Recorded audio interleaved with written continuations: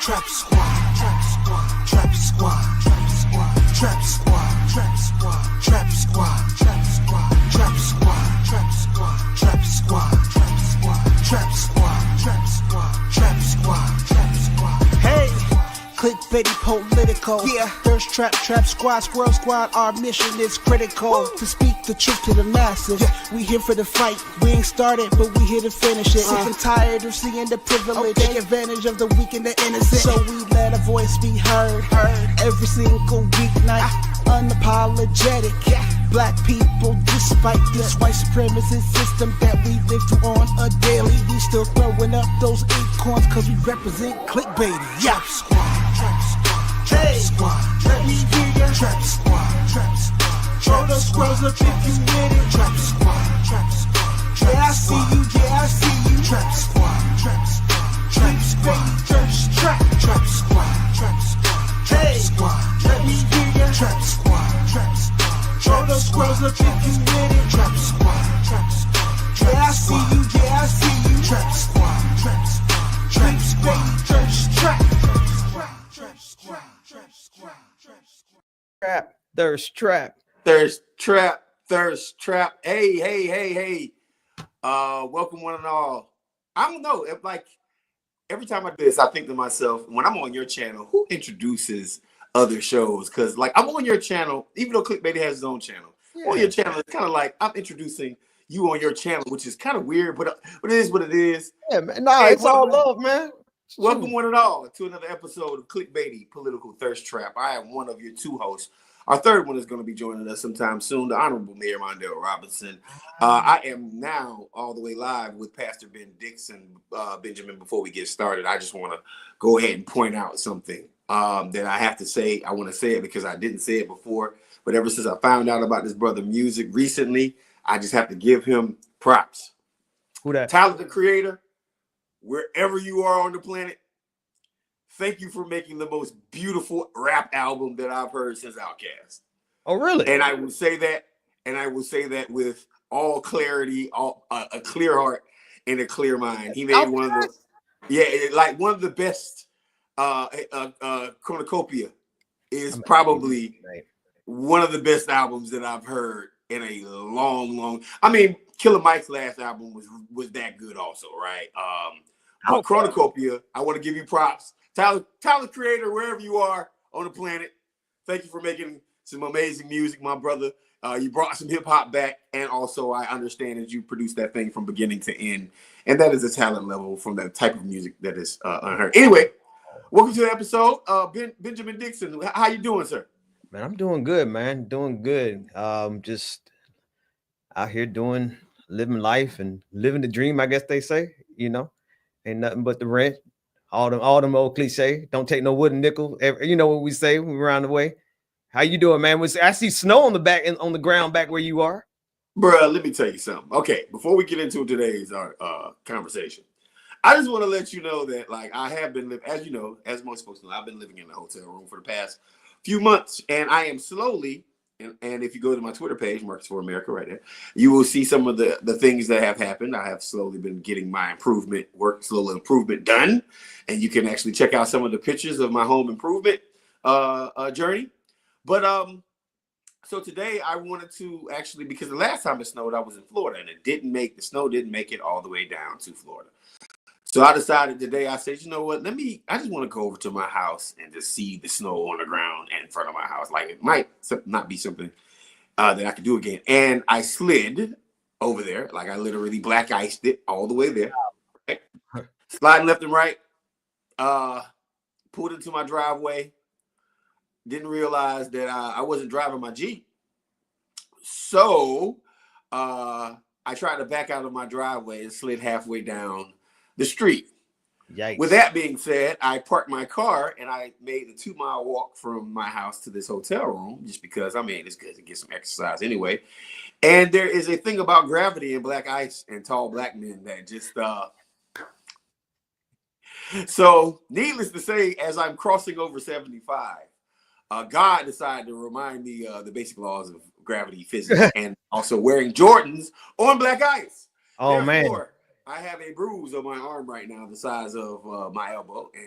But besides that, it's a beautiful day. There is snow down here in Atlanta. There's snow down in Pensacola. Some of the most beautiful pictures I've seen is Pensacola Beach has snow on it as we speak right now. Tallahassee, Florida, Orange Avenue, Appalachian Parkway, snow on it. Apalachicola, snow in Apalachicola, right? Destin, Florida has snow right now. Some of the places that something on my hat. Gotta get that right. Some of the places that has like some of the like most picturesque scenes. And I was planning on going down there for vacation next week in general. And I just said, yeah. And I also spent the last week in San Francisco, hanging out in Oakland and San Francisco. Actually had some drinks with some former Black Panthers. And it was just like really good experience to be around a different area, different vibe. Went jogging in the middle of San Francisco. San Francisco is beautiful, but there's two problems with San Francisco. There is a major income or wealth disparity in San Francisco proper. You won't see anything like it anywhere else in the world, where like rent control is necessary for middle class people to live in that city. Yes. If that makes any sense. If you want to be a middle class person and live in San Francisco, you need rent control. And when you're talking about $6,000 a month for a 1-bedroom, insane. $2,000, like $2,000 a month for a closet, and then you get a rent control, and it's like, you know, $1,300, $1,200 in government subsidies. That's one bad part about San Francisco. And another bad part about it is y'all need to pressure wash that city. The whole city needs pressure washing. Like how y'all let that rich ass town be so dirty? And also, like, there's an interesting thing. You can be a democratic socialist. You can be a American progressive. But in San Francisco, the politics are so leftist that someone who would be considered a progressive in the South would be considered a conservative in San Francisco politics, right? Like they have city councilmen that get elected that are Democratic socialists, and it's like, how? So yeah, that's been my week. That's my update. Cool, man. Cool. San Francisco. I love San Francisco. It is as dirty as you as you say it is. I haven't been out there too many times. I think I've been out there maybe, I don't know, twice, maybe 3 times over the years, but absolutely loved it. Except walking at a 45-degree angle up all the hills. It's a very hilly city. But yeah, nah, man, cool. We waiting. I know. No, Mondale will be in the chat room. These guys don't like me. No, don't let him up yet. Who said that? Mondale's waiting for us right now. Oh, Mondale's here already. There he is. These guys don't like me. There he is. See, that's me multitasking. I missed the brother coming in. It's all good. I appreciate y'all. There he is, brethren. I appreciate y'all keeping it, not keeping the squirrel game waiting on someone as slow as me. You know, so I appreciate all that y'all are doing there. Make sure that people get their nuts. Pause. I can't with you. It's almost like the pause has become intentional. How you doing, brother? Listen, man. I took 3 days to go on vacation, take my wife out of the country a little bit before the craziness was sworn in. And then I had the audacity to come back and watch this man give this speech on what was supposed to be inauguration. And what I realized was this is the first ever private inauguration. Yep. And what I mean by that is this man was surrounded in front of his cabinet or soon to be cabinet. He had billionaires, not just any billionaires, the people that were surrounding Donald Trump. And I'm sorry if I'm behind y'all and y'all already had this conversation. Oh, right? We just get started, bro. Light it up. But think about this. The people behind Donald Trump represent over $1 trillion worth of net worth. 7-8 people, Marcus, Ben, $1 trillion was in front of his cabinet. Not one person in his cabinet was sitting in front of those people or closer to him than those people were. Which means fascism becoming oligarchy, or oligarchy becoming fascism has become America. Like we are watching right now Donald Trump knowing what it means to be bought and sold. Look at that right there. over $1 trillion right there in that picture. That is an expensive photo lens. It is disgusting because every time I look at one of them, I see policy failures after policy failure after policy failure. Not just here, but abroad. You see disgustingness happening right here. And to prove that money matters more than policy and law, Donald Trump Supreme Court, and I do call it Donald Trump Supreme Court because he appointed 3 and also the other ones that go along with them, said that TikTok was a danger to America's security. They said it, but Trump said, nah, I don't think so. Bring them back. Not just TikTok themselves. He had the owner of TikTok at his inauguration too. That's how disgusting this man was telling us that if you are not a supporter or if you don't abide by white supremacy, you are on the chopping block. What you believe and stand for. Donald Trump didn't just make immigrants feel uncomfortable. Black people should be uncomfortable. I'm going to tell you why, Marcus, Ben, Mundale, and all of our listeners. Everybody that's talking about birthright citizenship in the private or the personal context right now, then you're forgetting where it came from.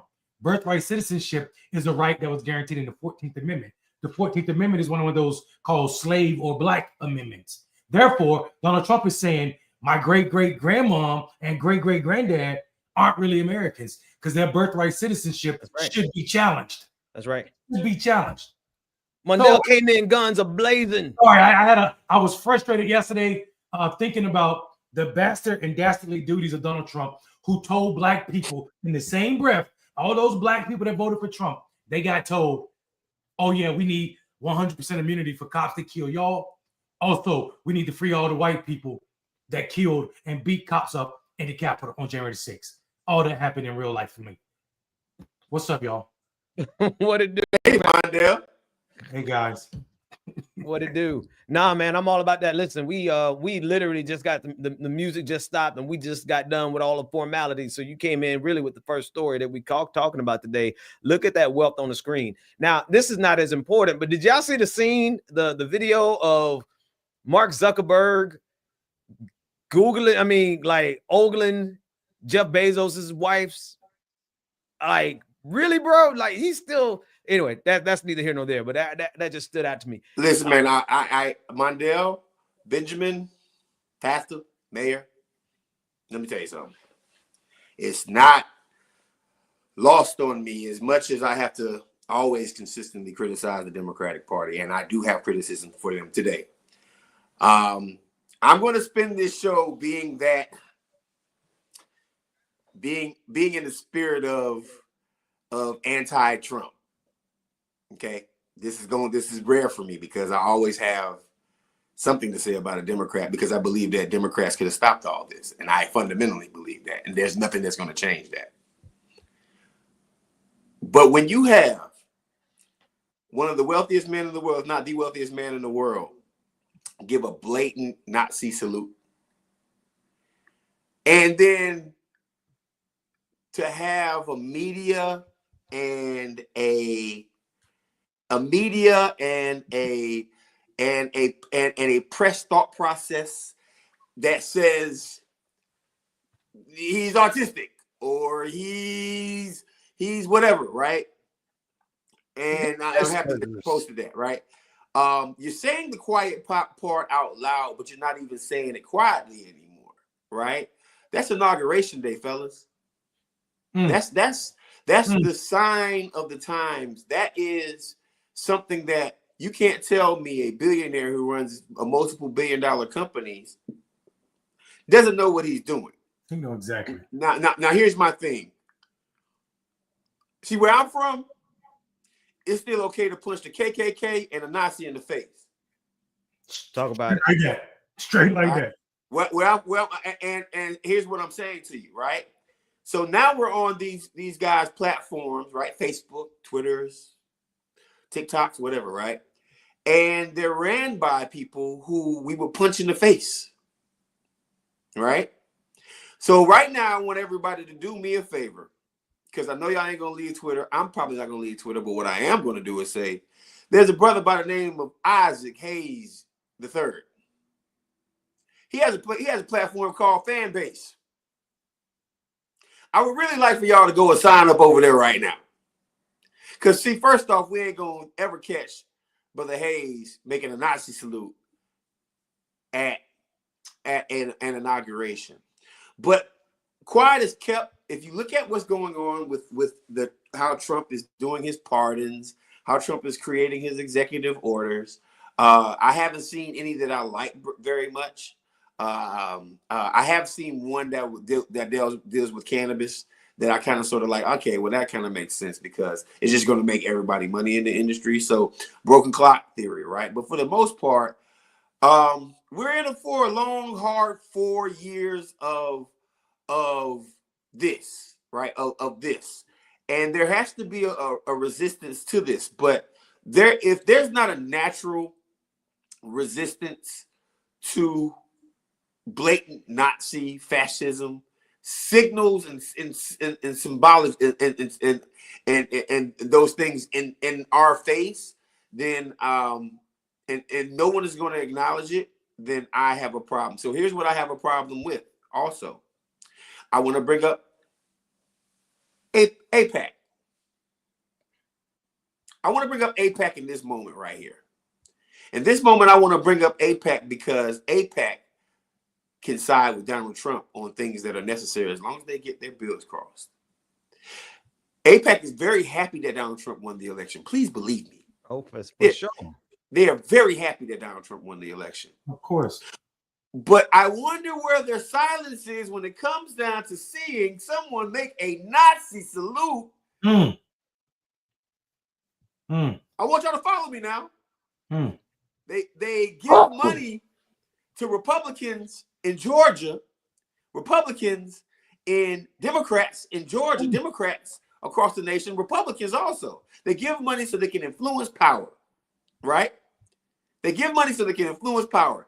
And what do you receive? Because I know it's real easy for us to get on black folks who voted for Donald Trump, right? But could we possibly get on the people who got real power in America who supported Donald Trump and look at their assholery that they pulled off when it comes down to allowing a guy like Elon Musk over here to throw not just a jab at the Jewish community, but a whole ass life-threatening symbolism of hatred towards your whole religion and peopleism, personhood. You dummies. All right, I'm done. That's beautiful. Ben, I don't know where you got that picture from, but I was definitely going to mention that ADL talking about, oh, he did something goofy with his hands. And I'm like, wow, Jamie Foxx said something that was not even anti-Semitic, and they made him take it back because they thought he was talking about Jewish people when he said they, and he had to apologize. This man more than Jamie. You know how many black men, you know how many black people across America? Kyrie Irving, etc. We can go down the list. Nick Cannon. Yeah. But like we get not only MTV took Nick Cannon's show from him. Hold on. Even Jay-Z. They got on Jay-Z, right? About that lyric, right? Like there's so many people that they get on. Which lyric? You want to know how you remember when he said on everything? Yeah. Credit. This is how they did it. Yeah. Light skin, dark skin. Yeah, all that, right? So I mean, you know, guys, I'm just bringing this up because I like to find this gray lining in who supports who and when it's feasible and when it's not, right? And right now we have a fascist regime. It's fascist. It's a corporate fascism that we have never seen before on Earth. That's right. Not at this level. We have never seen a corporate fascism at all like this on this planet in history. Nazi Germany was corporate fascist. Nazi Germany was coming. I was gonna say, Nazi Germany was ethnic cleansing and everybody else can get money. There's a difference. These folks are willing to not ethnically cleanse, even though they are willing to do it. They're willing to definitely isolate, get their favorites, symbolize, and make money off of it. Please believe me, they got their niggas that they love. Please believe me, they got their Indians that they love. Please believe me, they got the people that they love. They might not do anything for their people, but unlike Germany was like, we're going to show a white front no matter what. Yeah, I don't know, but Germans were killing other people for sure. I hear what you're saying, Marcus, for sure. But I don't think these people have anybody that's not white that they love. They have certain that they'll tolerate if you allow them to call you the N word or the K word if you're Jewish, or the DN word if you're an Arabic, or the T word if you're an Arabic. If you allow them to call you those words and they can make fun and you dance for them, then absolutely they'll let you stay. But what we just saw with Vivek Ramaswamy being kicked out of DOGE, they will circle the wagon around whiteness because he wasn't saying anything different than Elon Musk. Yet and still, Elon Musk will run that organization by itself, and we should know that it's no longer an advisory group. It is actually, as of yesterday, in an executive order, it is an official apparatus of the executive branch. Talking about DOGE. Man. Yeah, I mean, but for me, listen, here's what I'm not surprised about. In the same breath, these people are screaming about rule of law and how, so-called illegals, that's not my word, it's their word, how illegals are violent or criminal or rapists. And I'm saying, ain't that what you elected? Then you elect someone who's a rapist? Those ain't our words. Those are not the words of Clickbaity. Those are the words of the judge that presided over that case. Donald Trump raped that woman. Donald Trump stole money from veterans. Donald Trump sent people to kill elected officials in the government. That is not patriotic. Donald Trump and MAGA are 2025's version of the Confederate Army. Absolutely. No doubt. The J6er, who they were calling the MAGA Shaman, first thing he said when he got pardoned was, "I'm going to buy guns." You think he's that excited to go hunt deer? That is a silent threat.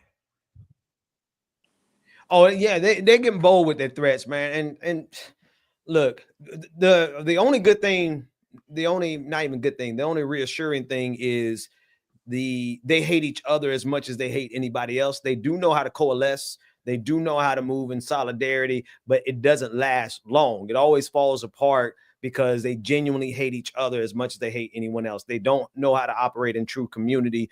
And they are going, I do on this regard, Marcus, I agree with you. The level of corporatism, I think here is solidly higher than even in Nazi Germany. I think what we're seeing a pure corporate fascism where they will just as soon destroy poor white folks as they would any other group for that dollar, right? That's what Elon Musk represents. That's what Jeff Bezos represents. That's what Donald Trump represents. But at the same time, the threat to Black and brown and marginalized communities is at an all-time high. They really mean what they say. They're rank and file Nazis, they're rank and file maggots, they're rank and file Christian nationalists. They genuinely want to harm people. Like every day, I'm fighting on Twitter with folks who are actively calling for violence against Black, brown, and marginalized communities. They literally are preaching that they want to kill LGBTQIA people, right? This is what they really genuinely want to do. So when that shaman, like you said, Mark Mundell, Mayor, when he says this, every one of those people who have been in jail, they have been radicalized even further. And imagine this now. They have been radicalized even further than they were when they went and did January 6th. Where do you think these dummies are going to go and take that violence out now? Right? They're going to be a little smarter than last time because they're going to tread carefully. They don't want to get arrested again until it's time for them to bring down all of the violence. So I think we're in a very particularly dangerous time right now. Hey, man, I got a message for my brothers, for my YNs, for my wild boys, for my goons, for my thugs, for my Vice, Crip, Blood, folk, whatever that you are. Blue, red, yellow, purple. Street tribes. My street tribes, my street family, right? My urban warriors. Let this be the time that you stop having ops that look like you. Come on, man. Unless Because y'all don't realize it. And y'all probably aren't even watching this show, but maybe you can clip this part, Ben. You don't never clip me no damn way. Boy, you in the last week video clip. we got all 3 of them. Come on. 3 of the last 3 clips. Anyway. Marcus, can we not have a Drake Anyway, moment? Mondale, it's no beard. Leave me alone now. Let me Can finish we not my have statement. a Drake moment for you? Hey, hold on 1 second. Your beard is Drake. Your beard is Canadian. Shut up. My beard is Canadian and yours is missing in action. Listen. Your beard looks like Anthony Hamilton. And the part of it all. You feel that? You need to get a plate. Hey, you look like Sinbad on drugs. If Mondale dreaded his beard, he could go like this and mop the floor. Come on out. Hey, what was that creature name off of Pirates of the Caribbean? My man that had like the worm, the tentacles on his beard. Yeah, with the black beard. Nah. He was the guy who was married to Johnny's wife. Whatever. I was trying to help you with your joke, Marcus. It's all right. It's all good, man. Listen. So to my street trials, real quick. Y'all don't realize what's coming here, right? And they don't, because they have already targeted Chicago, Atlanta, Miami, Orlando, Jacksonville, LA. Yeah. For war zones, right? And here's the thing about it, because here's the thing that the Republicans don't understand. Military does follow orders, but you're going to have a damn hard time for those brothers and sisters, and also white people who are brothers and sisters of those black people who are brothers and sisters, to go into their own communities and start shooting up people. I know that's what y'all think y'all got the power to do right now, but that's when you're going to see an insurrection within the military. I'm telling you right now, nobody follows orders like that in the military. There's too many black people, too many white folks, too much camaraderie. Even though there's racism from the top, there's nobody that's going to take that order that I'm going to shoot Granny on 62nd Street. Nobody. Yeah. Nobody in the military. But what I am saying to you is, I think you're on something about that, Marcus. Yeah, but what I am saying to you is that, especially since they know that Donald Trump doesn't want to be a commander in chief. People in the military know this. I keep saying the same thing. I think they already start overplaying their hand, Marcus. He took down a Marine Corps 4-star general picture off of the Pentagon yesterday. General Milley's picture got snatched off of the wall. He was a past defensive secretary. His picture is gone from the Pentagon. You erase military history. You're about to start something you don't want. And what they don't realize is the military is not trained to police American citizens. Well, even more so, I trust that my active duty members, I know when I was active duty, if somebody had told me to go to Tallahassee, Florida, or Atlanta, Georgia, and start shooting people, I would have been like, nah, y'all just going to put me in the bread. And there's going to be a lot of people like that. Black, white, they don't care. There's going to be a massive insurrection. But I'm talking to my brothers in the hood. They are coming for y'all. They are coming for y'all. They're coming for y'all because they think that in order to prove their manhood, they have to stop what the otherism is. They think of your women as takers. They think of your families as unfathered. They think of your neighborhoods as troublesome, quarrelsome, and dangerous. They think of your personhood as someone that will grape their wives. They think of you as a human being as lesser than. They think that you are the problem of America. Yes, they go after immigrants. Yes, they're talking about immigrants. Yes, they're talking about everything else. But please believe me, their number one issue in America is you, black brother. Well, you should articulate that. Get nuance with that. Listen, their number one issue is trying to come after you, and they are getting more uppity and more violent and more gangster, and they have more guns, and they have a person that might support them from the outside, and they have Kyle Rittenhouse getting flown into different places. And if you don't know who Kyle Rittenhouse is, he is a vigilante that kills people who are protesting over your dead body. They want you dead. They want you dead. So I want y'all to prepare yourself. I ain't saying go into nobody's neighborhood. I ain't saying go find the local white folks. What I'm saying to you is do something that our ancestors had to do. And guess what? Y'all already have the weaponry, because for the last 60 years of America, they've been putting these guns in your neighborhood. Chicago don't produce no guns. They don't have not one gun manufacturing place in Chicago. Where y'all getting ARs from up there? Come on. So my thing is this right here. It's time for y'all to stop looking at each other as ops. I'm going to go right back to it. It's time for y'all to stop looking at each other as ops. To my Latino brothers in LA and different places that have y'all organizations, it's time for y'all to stop looking at each other as ops. Y'all need to band together, because it's time for y'all to do what y'all were programmed and created to do, and that's protect your community. Because it's coming, fellas. It's coming. That's all I got. I don't even think it's coming. It's already here. Like this situation has been birthed. Again, yesterday was an attack on blackness in America, and I think so many people missed it because they didn't say the N-word, or they didn't see people in Klan hoods. But if you look at what was attacked, this is not a conversation about people who don't look like us. So if you feel comfortable in Donald Trump's first day and what we watch happen, Justice 40 is gone. The initiative Justice 40 is gone. And if you don't know what Justice 40 is and this is why it's so important that people pay attention to politics beyond pasting and retweeting shit on Twitter. Excuse my language, right? Think about this. Justice 40 was a program designed, an initiative designed to send 40% of all of federal dollars to the poorest communities. Those are black communities. Donald Trump said he's going to stop funding any school that talks about race and equity or diversity.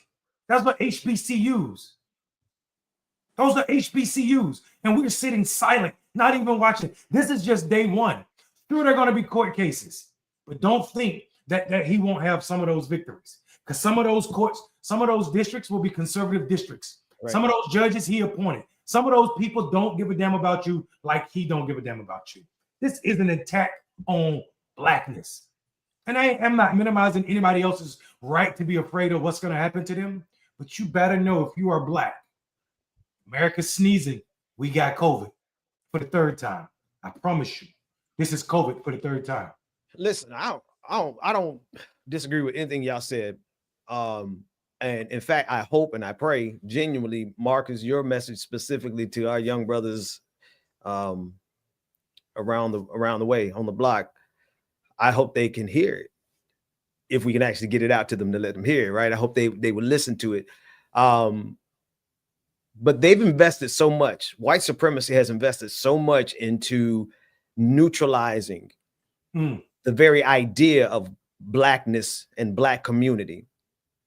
There is an entire generation of folk who are so divorced, black kids who are so divorced from the very idea of black identity, where I don't know that the truth that y'all just said would resonate.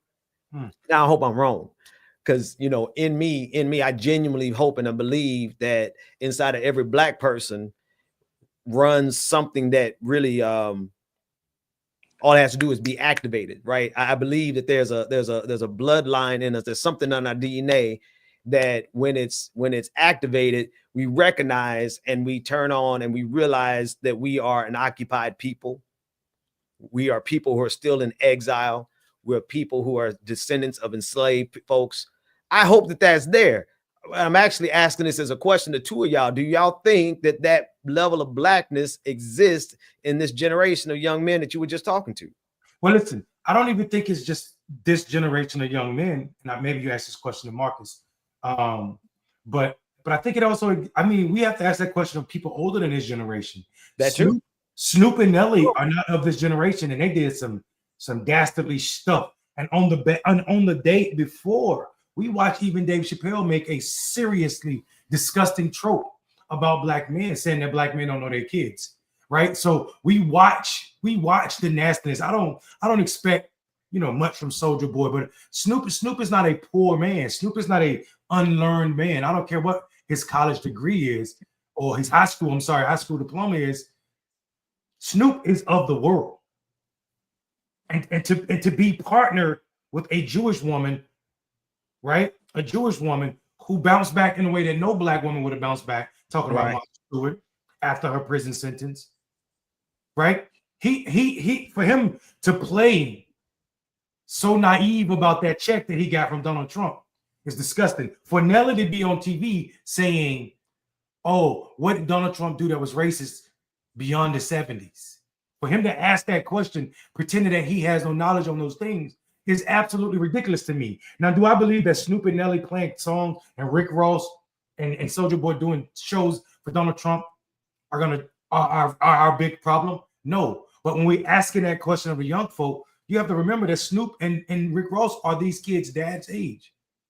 So if this is what your dad's doing, or people of your dad's generation, then these boys ain't just led astray by Twitter and TikTok. It's our generation that has our fingerprints all over the lostness that exists in that generation. So I would say that generation, this younger generation behind us, are more locked in on anything important than we are.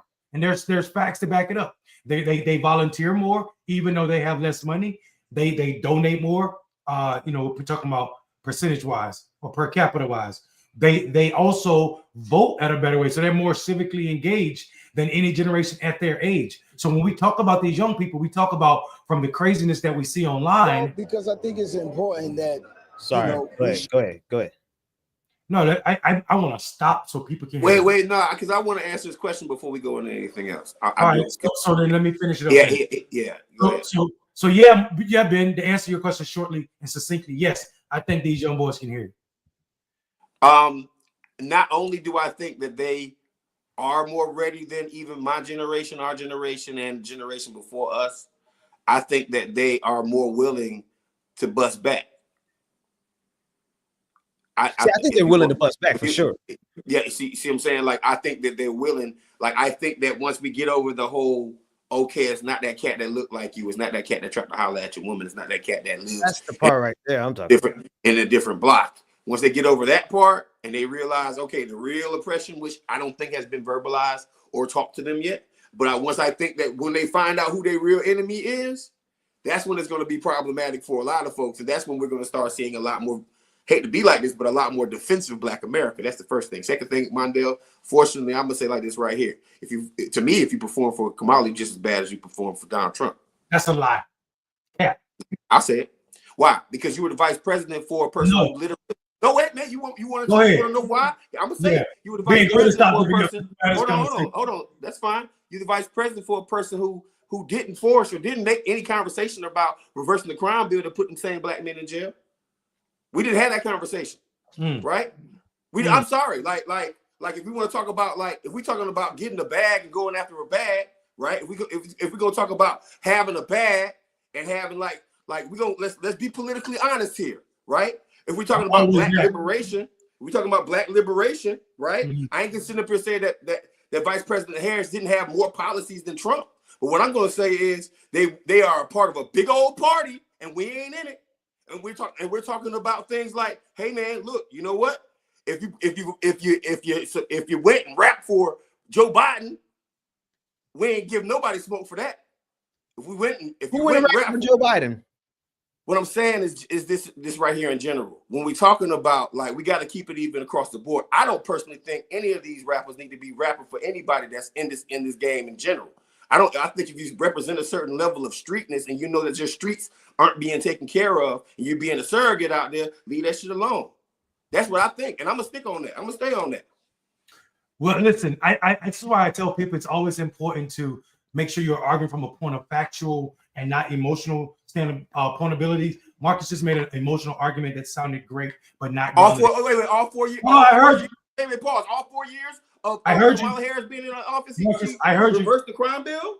No, Marcus, I heard you. She fought for reverse the crime bill. Now you're moving the goalpost. No, I'm not removing the goalpost. That's exactly what I said. Let me finish it. That's exactly what I said. No. You're actually just stating what I said. Marcus, we can run the tape back, man. I know what I said. Marcus, I know what I said. Well, I haven't heard this whole argument yet. Let me hear his argument. Marcus, I heard your argument. So what you said was anybody rapping for Kamala is as bad as Donald Trump because she stood by a man who did nothing to reverse the crime bill. Those are that's the exact sentence, bro. Go ahead. First of all, don't forget that he was part of the administration that minimized the difference between crack and cocaine sentencing when he was vice president for Barack Obama. He wrote the change in it. Don't act like that's a small thing. Also, on his last day, not to politicize the issue, because he could have absolutely pardoned black men or people that were in jail for non-violent drug offenses during the campaign trail. He could have did it. He didn't. He waited until there was no opportunity or no political benefit for him, and he freed more black people or more people in general with non-violent drug charges than any president before him. Those are not small things. So wait, who was that? Obama or Biden? Joe Biden. So part of that 8,500 pardons. That Okay. He did all right. All right. So I guess we have to point now being like, Marcus, hold on. I literally Biden is the black legend hero guy. Anybody calling on legend? Marcus. Man, you going full Drake now, man. Come on, man. No, I'm not going full Drake. Not the problem is that it's the problem is the surrogate talk. Like we get the surrogate talk instead of talking about. Finish his argument, man. It's okay because I heard you, dog. It's okay. It's okay. Nobody can hear us. It's okay. I'm not even mad. What I'm saying. Nobody's mad, but I listen to you argue, bro. Okay, go ahead. Listen, go ahead, man. We talk over each other like that. Hold on, man. Just sit on your mic for a second. That's what I'm trying to tell you. I don't want to be loud and talk over you. That's why I listen to you. When you said, "Hold on, Mondale," I sat back and strapped in. I grabbed my pen and my notebook and started taking notes. That's what I did. I would advise you to try the same thing. I am not making a serious. Oh no, that's not necessary. I'm throwing shade. We throw shade all the time. You in your feelings tonight? Thank you, man. So listen. What I'm saying is, it's not a surrogate argument. It's simply an argument on what factually happened.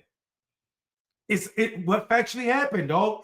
It is factual to say that, Ben, Marcus, to say that nothing was done is a lie.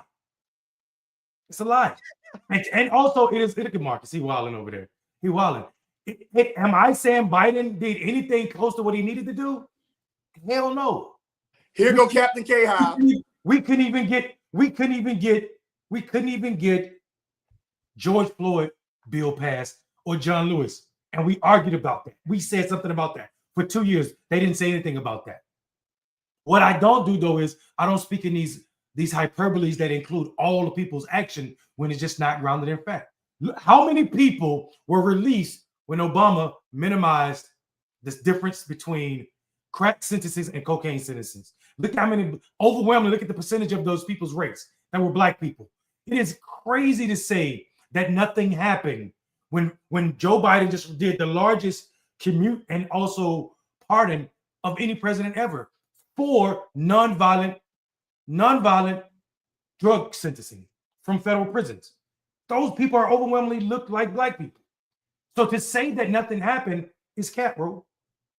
I'm listening. I have nothing to say. I disagree with you. And to be quite honest with you, as a person who actually interviewed, all three of us interviewed Dr. Cornel West, all three of us should have been supporting him anyway. But that's all I got to say. Oh, no. Let me tell you. No, I'll jump in there and say why you're wrong on that. I'm done. Oh, you're going to throw that out there like that? Wrong on that. Let me tell you why you're wrong on that. Go ahead. Yeah, we going to do that. We going to do that. So we're going to have this conversation. We're going to have this conversation. Hey, not this, that, and the other. See what I'm saying? Is like there's a lot of, to me, here's my thing, and that's all I'm going to say. Everybody got their right to support who they want to support, but what we cannot do is just try to say like, oh, well, he cooning cuz this, that, and the other. How many times hold on, real quick question. How many times has this happened in politics, fellas? And I'm gonna be real. How many times has this happened where the people who need to be engaged feel left out because they're not engaged? What do they do? What do they do when you have something to say and there's no one else to listen to you? What do? They go to whoever's willing to listen. Now, am I saying that that's morally right? And am I saying that Snoop should have been performing for? No, I ain't sitting up here saying that. I don't want y'all to get that confused, right? But there's levels to this shit. If y'all gonna sit up here and talk about how one person is going to support a Republican, and then all of a sudden, oh, you shouldn't be, you're going to support a Democrat, that literally, and then at the end of the day, when we're talking about how much has our communities changed, how much has our GDP grown, how much has drugs in our community lessened, how much, I mean, I'm being very serious right now. Are we in a fundamentally better place as Black people right now than it has been under a Democratic administration? Now, everything you said, Mondale, you were absolutely right. I am not going to take away from those things. Matter of fact, I'm celebrating that Marcus Garvey got his pardon on the last day. Like, that is awesome. That is awesome, right? A political hero of mine got pardoned by Biden, somebody that I wouldn't have expected. But do I look at and do I neglect the fact that also these people influenced by the corporate people who don't do anything for our community in general? Like, we're talking about two wings of the same bird here, right? So why is this argument about who's supporting who? It ain't my bag. You don't like the motherfuckers getting the Brady. Don't listen to it. Marcus, I'm gonna chime in here. Yeah, man. I'm sorry. That's just couple things. We got here because you said somebody performing for Kamala is the same as performing for Trump.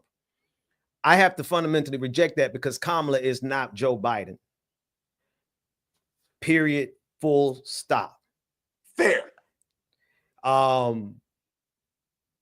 Even in her role as vice president, she had more power as a senator than she does as a vice president, the way the American government is set up.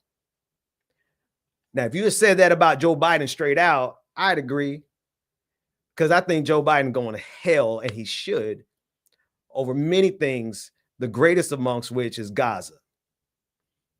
I did not for anything want to vote for Joe Biden, which is why I'm so glad I didn't have to. I got a chance to vote for Kamala Harris. Now, in terms of rappers performing for the empire, generally speaking, the empire, generally speaking, I reject that too. Because, you know, if they're not communicating, but if they're not communicating to our people the true nature of what it is to be Black in America, then they are not of a service to the Black community, which is fundamentally right now, maybe 90%, 95% of rappers. I love all their music. I mean, Lil Wayne, I think he's one of the greatest lyricists. Just create, like, that boy got some lyrics that, I mean, come on. I used to like Drake, and then I realized he wasn't even writing his stuff. So whoever Drake's ghostwriter is, that brother is a lyricist like out of this world. Not Drake, but his ghostwriter. But are they doing anything contributing to the Black community? So that's why they can go and perform for the empire, generally speaking. So in that regard, I would agree with you. But I have to reject the idea that it's just completely wrong to me that what Donald Trump and MAGA represents in 2024 is anything remotely comparable to Kamala Harris. And I'm gonna say this also. Notwithstanding Gaza, let me finish this one last sentence. Notwithstanding Gaza is a whole nother thing that made me just jump off the roof, man. Like, that thing just kind of messed me up. If you put Gaza to the side, you can't compare Trump to Joe Biden. Now, you put Gaza in there, and it's like, well, then I see why people will all look all kinds of ways and have all kinds. That's why everything. If you ask me why 2024 fell apart, Gaza. Okay. Gaza. Okay. Hold on. Wait. Pause. First off, Marcus, you went. Let me go. Wait, now, man. Because you do this all the time, so I'm about to do the same thing. I don't do nothing all the Tiffany time. with the TV. Well, he want to No, bro. No, we ain't gonna do that. You do it all the time. I'm gonna do it all right now. You want some more status? You want some more status quo MSNBC ass nigga on this thing? Then guess what? You ain't gonna get that with me. I don't care, right? I'm gonna say my viewpoint, and that's what Clickbaity Political Thirst Trap is. So point blank, period. You got a problem with me? I'm a mole. How you gonna kick me off my own show? But thank you for watching, though. I appreciate you. Next, first off, Obama had more drone strikes than any other president in the history of mankind. Marcus. We can look at good and bad things, and I'm not sitting up here giving Trump moving the ball, huh? We're arguing about a point that you made about the likeness between Kamala, performing for Kamala, and you have moved the goalpost so much. We are back into 2000. I moved the goalpost. Bro, yeah, like we're talking about, okay. All right, dog. I'm also realizing I'm talking to a hair surrogate. So, I mean, it is what it is.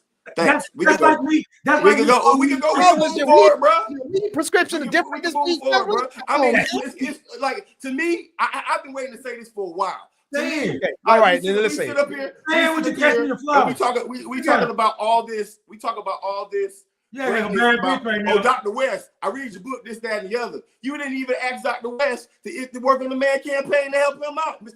Political President. Why would we? Why would we? Oh, I okay, have plenty to say about Dr. West. So here's my thing, because it matches y'all talking points when we had the show before. It matches the things that y'all believed in when we had the show before. Mondale, you agreed with 90% of what he said. Yo, okay. Marcus. Okay. Do me a favor, brother. Do me a favor.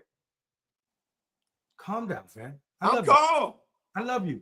Let me. I love you too, man. I love y'all more. You got 4 points. I love you too, Ben, for sure. Let me rebuttal 4 of your points, and then I was about to say rebuke you, but I don't want to do that.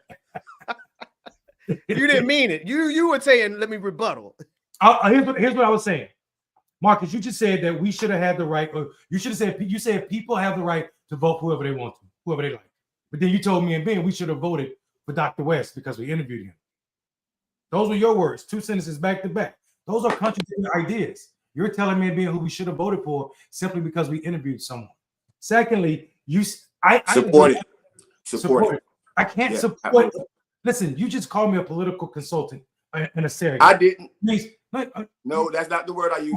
Okay. All right. So listen to what I'm saying. You understand that I understand how politics work. I do. Cornel West in one election cycle was a presidential candidate for 7 different damn parties. You're right. That's true. You're not asking me to take my vote, my important black vote, and put it and chase 7 different parties around the country. That's not right. how I work, Marcus. And there's a thing about making a point or having a stance and standing up for humanity and all of that. And I get it. But to tell me that I'm supposed to tie my rope to a wagon that is doing nothing to benefit that's gonna benefit black men, because victory is not a part of the idea of Cornel West. Come on. Okay. I was never one of those people Okay. who said anything about Cornel West except for he should not be in this race because he's causing a distraction from what's really at stake. What's really at stake is this anti-black administration we just sworn in, and we shouldn't even say sworn in because Trump didn't put his hand on the Bible. His wife held 2 Bibles, but he kept his hand beside his side. So what I object to is the idea that Dr. Cornel West has space to jeopardize. Where Marcus go? Come back here. The Cornel West has space to jeopardize what happened. If he was a serious candidate in the primary and wanted to challenge the Democratic Party, let's get busy. Let's get busy. If Cornel West was running against Joe Biden in January 2024, what do you think I'm gonna fall at? With the guy who supported Israel killing kids, more kids in Gaza, damn near died than Americans in all of Vietnam? You think I care about Joe Biden and his legacy of Gaza? I don't. But to say that Joe Biden's administration did nothing to benefit black folk is to misspeak. Or to say he did nothing to eradicate or address the 1994 crime bill is also to misspeak. It is not enough to answer the fact that we have lost way more than 40,000, and that ain't hyperbole, brown brothers and sisters in Palestine, because they undercounted. Right. We stopped counting children in Gaza at 15,000. And guess what people didn't tell you and they tell you? 50% of the population of Gaza, of Palestine, are under 20. These are Black American men, you know this stat right here. Black American men at the beginning of Joe Biden administration and the end of Joe Biden administration still get targeted by police departments at the same rate, if not even more at this point. At the same rate, right? So while we're talking about stats, because I got my stats too, don't forget that y'all ain't the only people that come prepared. At the beginning of his administration, right? Like we're talking about eradication of the crime bill, right? Eradication of it. Not just we're working on it. You're the president, dog. You were the president, dog. And now, wait a minute. Now I'm bringing up my point. Now I'm bringing up my point, and now you want to. Okay, you got it. I want clarity. What? Okay, the beginning? You talking about the beginning of his political career? No, I'm I think talking he said about the beginning of his term, presidency. his last term. Yeah. Okay. His latest term. There hasn't been a less black targeting of black men by the police departments across the nation. Mm. There has not been less incarceration for black men across the nation. Like we're still in the same spot. That's a fact. So like maybe y'all can all call me a right wing grifter. By the way, I am so far from right wing that it's ridiculous. He's in the audience now. He ain't talking to us. Yeah, that's so stupid. But y'all, the problem is y'all are so binary in thinking. A lot of people are very binary in thinking, and I don't care if you like me or not. Right? They also defended you in the chat room. Nah, but some of them, I'm talking about the folks that are like black and white, right? Like, here's my thing. I'm not gonna sit up here and not express. This song? You mad? You making a song about being mad, Drake?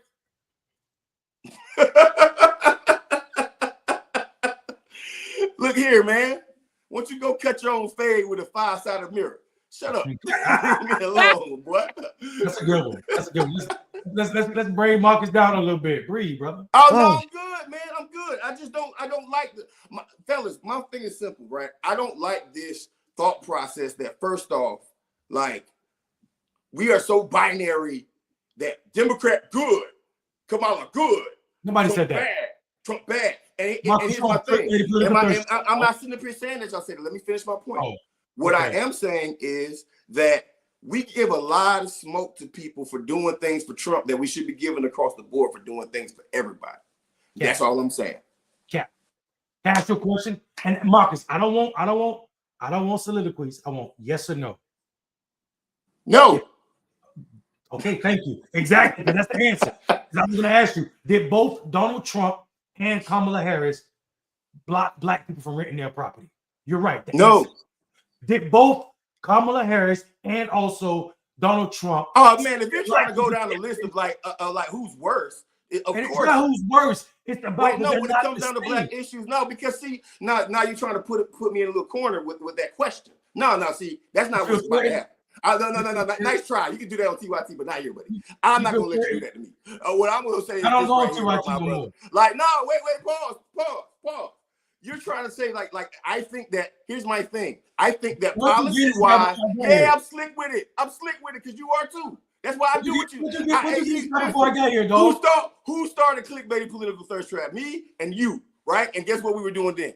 And we're gonna keep doing it until the day I die, right? So bet what I'm saying to you is very simple, man. If I'm going to sit up here and say, I'm not going to sit up here and say, oh, I think that Donald Trump was a better candidate for black people than Vice President Harris. That's not what I'm saying. What I'm saying is that there's flaws on each side.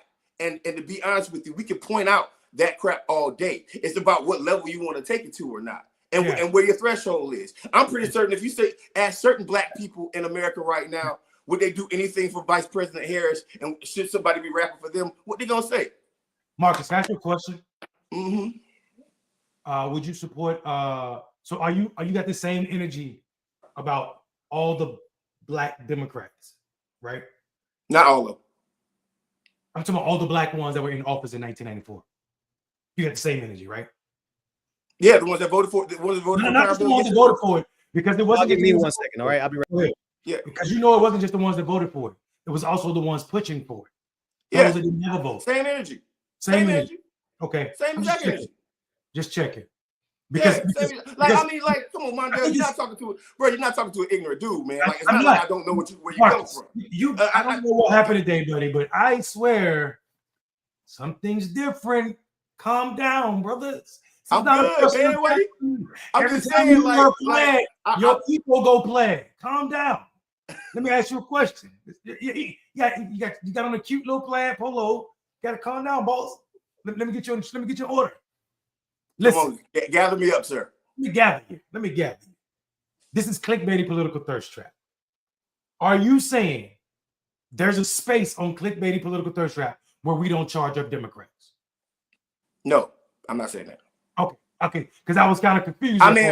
Listen, Mondale, I'm actually talking from, if you want to have this conversation, I'm talking from the level of us historically, not just recently. You dig what I'm saying? Not post-presidential, right? Like, I'm talking about historically, right? Like, and to me, if you want me to be honest with you, there has been a sort of gist to me since the election that has been, since we started back, that has been a little bit more moderate, democratic kind of vibe. That's, I mean, this is vibe I've been getting from this is what I've been getting, man. I ain't trying to, I'm that, and that ain't me. Listen, I support Democrats when it's necessary. Time out. Hold on. Democrat from who? Huh? From who? From you. Okay, go ahead. That's good. I want to hear. Go ahead. From you, except for you doing that amazing thing when it comes down to like dropping TYT on air, which was dope. Like I'm never gonna. First off, Mondale, let me straighten a lot of people out. Mondale is my brother, and he's a man of integrity. Ben is my brother and a man of integrity. But I am also not going to agree with these Negroes every time they talk. Point blank. Yo, somebody said did WWE write the script tonight? I mean, seriously. I know what happened. Can I give a theory of what happened? Go ahead, Marcus. I love you, brother, and I go through painstaking efforts to love you.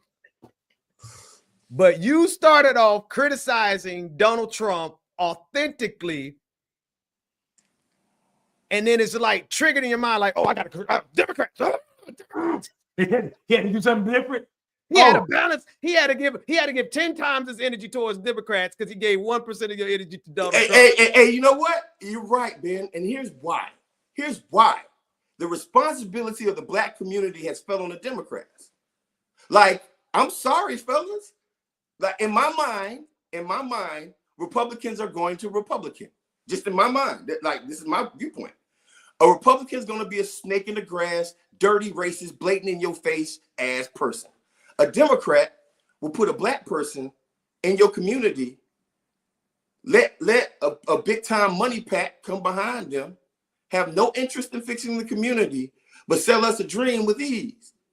And then we naturally, our grandmas and our great grandmas and our aunties and our mamas, they go and vote for these people, and then we get nothing from it. And in my mind, it's like it's almost a lack of responsibility from the Democratic Party to actually put up policies that change where we're supposed to be. As a person who's been a Democrat, and I say this as a person who's been a Democrat for a very long time, over 20 years, right? And still a registered Democrat as we speak. But I'm also saying, like, yeah, you know what? Donald Trump, they suck. We got to get ready for it. We got to go to war for it. I ain't saying we don't have to fight them. But I'm also like looking at the DNC picks. I'm also looking at what we're doing with these consultants. I'm also looking at, okay, so what's going to happen 4 years from now when it's time for another election and then to pull some cap-ass BS again in our community and swear that we can just throw a chicken fry and be fucking cool with it. I'm sorry, fellas. That's where I go. Okay, so that's me. Ben, you go ahead and I'm going to say something. Marcus, do not try to inject your light skin after Ben, because I'm going. Go ahead, Ben. Marcus, darling. Who said any of that on this show? Nobody, bro. Oh, whoa! I didn't say you didn't say it. Yeah, no, but I just talked about what I do. What I'm saying about what I do. The reason I'm asking that though is that you're releasing all of that energy to us. Yeah, because y'all be deserving smoke sometimes. Hang on. He said we deserve smoke sometimes. Because y'all give me smoke all the time, man. Hold on. Let me moment. You're y'all have to listen. This is flashback PTSD of 2 years ago. I'm joking, man. No, I'm joking. And if you guys, first off, let me say something. If you guys feel like I am releasing smoke on y'all, and I have been doing it to the Clickbaity audience and also to my brothers that I love so dearly, I do apologize. I do just apologize. Just don't steal us, jerk. Man, so like I was saying, yeah, I'm so glad I God, I thank you for 4 years of straight meditation. I meditated for 2 years straight, like 6, 7, 8 hours a day for a whole year sitting on the beach. So this stuff doesn't run my blood pressure up like it did back in 2020. But Marcus, here's what the reason I asked. None of us have said this on the show, right? And I do feel like you fall into a trap. Just my opinion. I could be dead wrong. You fall into a trap of the need for I can't even call it an even distribution of critique. Right. I don't feel like you don't bring an even distribution of critique. It's almost like if you don't critique Democrats more, then you feel like somehow that equates to you selling out. Mm-hmm. No, has nothing to do with selling out. Or no, but I agree. I agree with you. I agree with your premise. But like I agree with what you're saying. But it's not a sellout thing. Okay, so or you feel like you're not being authentic. Left out. Here's why I think this is here's why I think this is an important conversation to a certain degree. It's because, and again, I'm going to say something that is going to touch on might step on your toes. I don't intend for it to step on your toes because I love you, brother. Mm-hmm. But I do intend on it to step on the toes of every leftist who does this. Mm-hmm. I believe that we have to be politically mature enough to make hard decisions. Nuanced. If I had to vote for that genocidal Joe Biden over Donald Trump, I would have had to take that sin stain on me and do it. You know why? Because I'd rather fight against Joe Biden than to fight against MAGA. Humanity. What we're facing today. Okay. I think the Democratic Party, at the end of the day, Mundell might disagree with me on this one, but needs to be destroyed. But until such time as we have institutions in place to replace them, they are the lesser evil. They are evil, but they are the lesser evil. Mm-hmm. That's all I got to say. I could leave it there. Mm-hmm. So for me, I want to address two things. Marcus is suffering tonight from CFCS. Don't start. Contrarian for contrarian's sake. That's all Marcus is doing. Marcus is trolling us right now. I am a little bit. I got it, but I also felt like it's some things that you wanted to say about. I think for me, I heard you say something in your diatribe. I heard you say, "Oh, I wanted to say this for a while," and you wanted to talk about like me being a Kamala surrogate. I think that shocked you. Oh no, man! First Mondale. Oh wait, I think that shocked you. Like, wait, this crazy Negro is a surrogate for Kamala. I ain't never see that one coming. I think that might have sent you for a loop. But mind you, it sent me for a loop when you were on Team Elizabeth Warren and you was getting a check. I wasn't even taking a check from Kamala when you were taking a check from Bernie. And you know how racist his wife was. You know how racist his ethos was. But I'm gonna say reparations, dog. She brought it to the conversation in 2020, and he, with his whole chest, was against reparations. So I think for me, whenever I'm choosing like that, and we can say what we want to say, and Ben, you're right. I do disagree about destroying the Democratic Party, and I know Marcus would say the same thing. He wanted it gone. We need to start over. I hear y'all. I'm not mad at y'all for that. But here's what I'm saying. I'm a efficient model. Like if I was a computer, I would be a robot with a broom on my hand and a dustpan because I know how to clean up and I know how to do it very strategically, right? The easiest way for us to build right now is not to burn it to the ground. It's to kick out. It's to get rid of the rat infestation. So why burn up a perfectly strong and stable institution when we could just put down rat traps? Those rat traps don't look like real rat traps where it's got poison in them or things that snap off people's legs. Those rat traps, however, do look like where we get serious about how we call out the consultant class that are doing serious harm to our communities. Those rat traps do look like we get serious about training candidates and finding people that are qualified, that have the financial reliability and also freedom to work for candidates that the party won't support until they do get the monies, if they ever get the monies to defeat these people in the primary. I think that's what we do to the Democratic Party. Turn it down leaves us out in the wilderness. So I am not for destroying the Democratic Party. I am, however, for destroying the consultant class that runs the Democratic Party through these so-called rat traps I'm talking about. So I think for me, that's the problem. I think it lacks strategy to burn down the party in a system that will never be anything other than a two-party system. America will never be a parliamentary style government. They're going to save that for Europe and Canada. We will forever be a two-party system.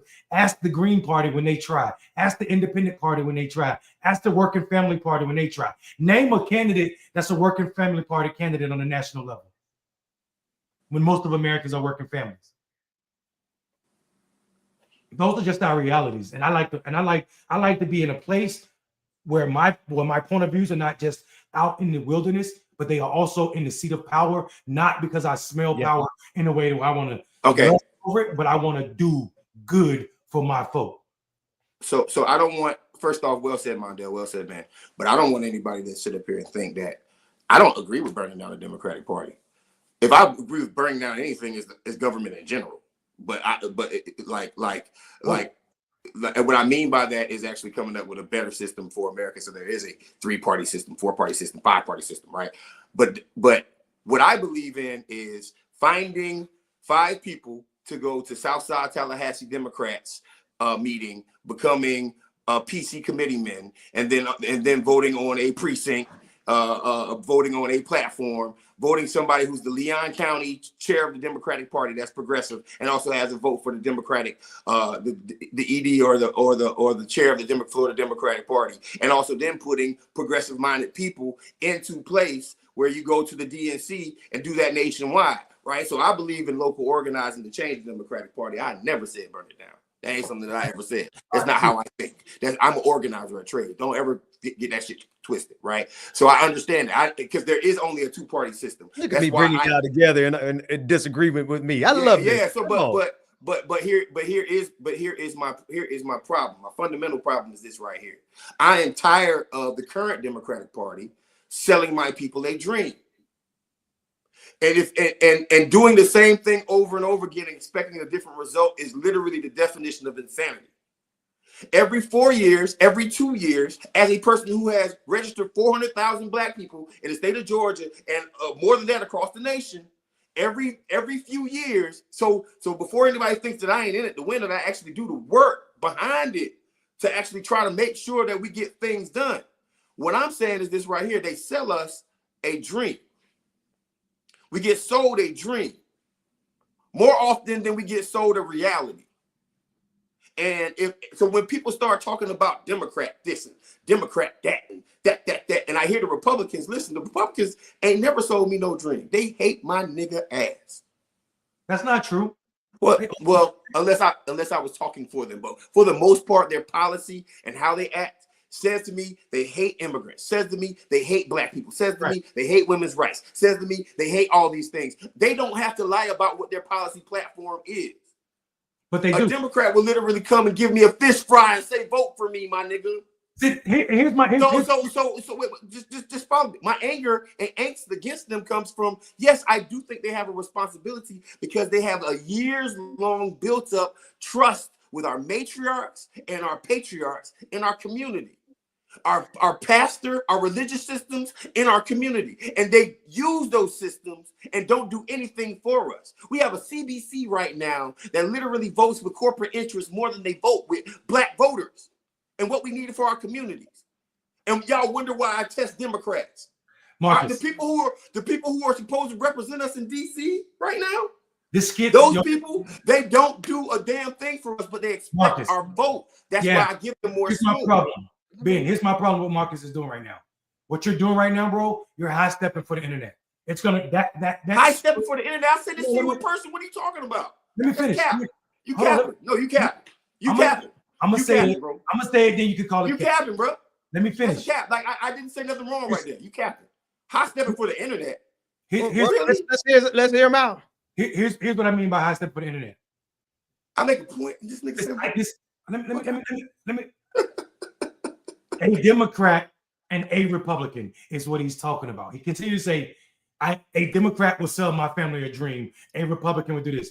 It's that to me translates to them other folk. When I ask my wife, who is they? Whenever people start talking about they did this or they did that, then you trying to sell me something because you can't name who you talking about. So this idea that you worried about you're only talking about 550 people in DC, and actually it ain't even 550 because majority are Republicans. So you're talking about half of the people in DC when there's 550,000 elected people across this country. You can't tell me you can group Democrats, all Democrats, majority of Democrats that are elected into the election. That's fair. What's happening? That's fair. That's fair. So let me make a clarifying statement because I agree with you, my dear. Let me make a clarifying statement. So this, I think this is important. Like when it comes down to local Democrats, when it comes down to mayors, city councilmen, right? We are like, we've had this conversation before. So when you tell me I'm capping for the internet, like we've had this conversation on this show, and I'm probably gonna go back and rewind this because we've had this exact conversation before. I'm not sitting up here. I'm not sitting up here saying all Democrats. A clarifying point, though. And let me make a clarifying statement. Now you can't control what I'm about to say. Like, all I'm saying, now you get frustrated, man. Get out your angry black man zone. I'm saying that zone. If you know anything about me, I'm always an angry black man. Relax, but relax. What I'm saying to you is very simple, right? Local politics matter more than anything. So here's my clarifying statement. When it comes down to presidential campaigns, when it comes down to congressionals, when it comes down to senatorial campaigns, those are the Democrats that I'm talking about most of the time, and some mayors races, right? And some mayors races, right? Like if I get a mayor that gets elected and then goes and knocks down the Confederate statue of their town, then I'm gonna be like, okay, that's kind of guy that I rock with, right? So that's kind of Democrat that I rock with, right? So am I including that organically in the kind of Democrat that I'm rocking with? No, that I'm not messing around with. No, I'm not. There's a city councilman who sits up there and goes and sweeps out in front of City Hall and goes to the neighborhood, cleans up the trash. Then I ain't talking about that Democrat. The Democrats that I'm talking about are the national ones that are supposed to provide protections from a federal level and don't. That's what I'm talking about. So thank you for the clarity. Let me ask you a question. What was the largest caucus in the Democratic Party through the 118th Congress? Say again? What was the largest caucus in the Democratic Congress for the 118th Congress? But what was it? The Progressive Caucus. Okay. And in that caucus, they didn't do shit. That's cap, bro. Also, when you say they did something. I'm asking. Hold on. This is my other point. When people do that, when you minimize people's effort to not doing anything, or as you said, you minimize the fact that DC winters get real cold and Cory Bush slept outside for people being hungry and homeless. Just because we didn't have the numbers to pass it is not saying that. I think I was over talking you, man. I was assuming what you're saying. I don't know what they did. Go ahead. Okay, thank you. So I mean, you think about Ilhan Omar. Think about the sacrifice that sister made and still do it. Think about what they say to this woman. Think about what they say about and to live. They still go, they still show up, they still fight. You cannot call those corporate Democrats. And while people might call AOC super rich, it is a lie. She's still worth her congressional check. She is still one of the poorest people in Congress, and she's still advocating. So I push back on this idea that all Democrats in DC are failing us. There are progressive people fighting a good fight. We don't have the numbers. To say that Elizabeth Warren is not making people feel the burn anytime she interviewed them is the discount what that sister's putting forth. To say that she's changed course from when she created the Consumer Bureau, all of that. CFPB. Yep, that one. It's just not true. It's okay. In DC. Are we a majority? Absolutely not. Absolutely not. But to say that Democrats haven't done anything is to discount how American government works. We would need 60 senators, or at least 50 or 60 senators willing to go with it. That's going to eliminate the Electoral College. That's going to eliminate the filibuster. Then we can start talking about what change looks like in this country. When we say that you can't have 2 senators for all of California and 24 for less people in all of Middle America. Okay. So hold on, Mark. You gotta sit on it, dog. When you ranting, I let you go. When you do the okay, you distracted me. My brain is old and feeble, like my beard. So let me get through it. So it's old and feeble. My beard I ain't put no oil on it today. So what I'm saying, here's what I'm saying. I'm simply saying the nuance is lacked in a conversation when I hear people railing the way you was railing. That's why I called it cap for the internet, bro. That's what I was saying. I know you know how America's government work. I know you know how local officials work. But I am saying it is immature politically to say that there are no Democrats in DC. For the people. Oh Jesus!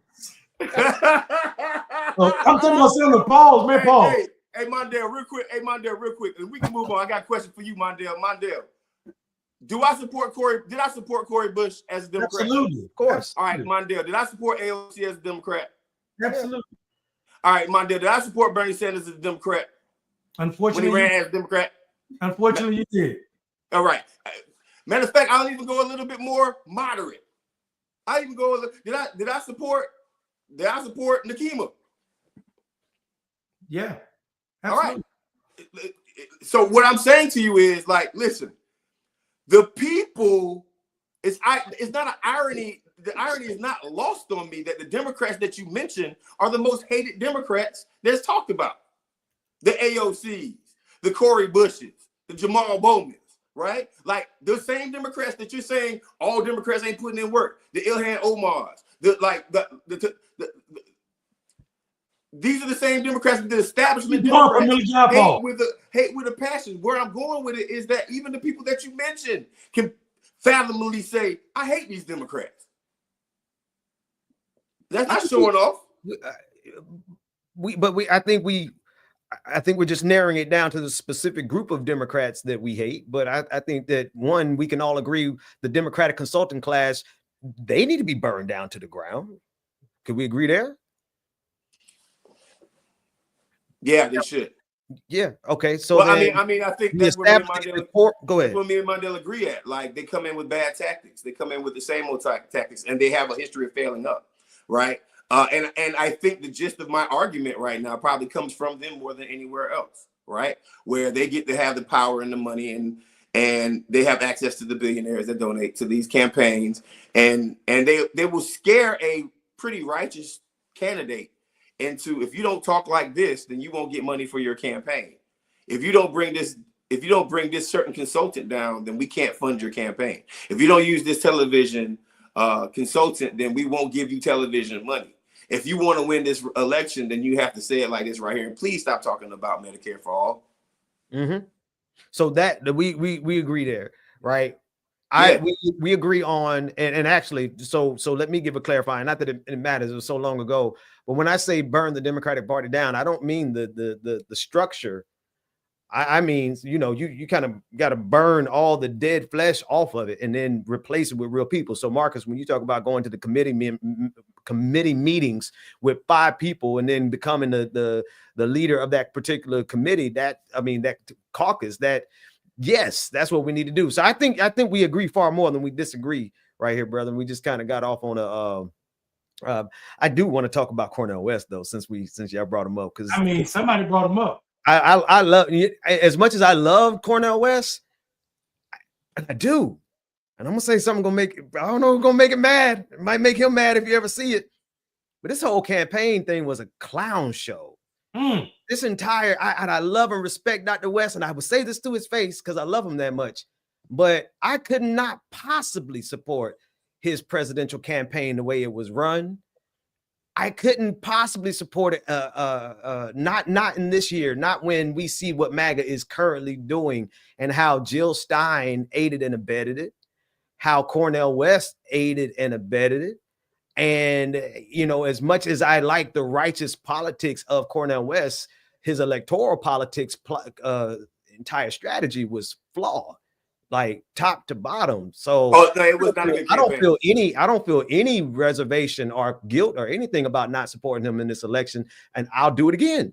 But hey, listen, the reason why I brought him up was real simple. It's just that, like, fundamentally, like, some of the policy points that we've talked about on the show as a family has been things that we've agreed with Cornel about, right?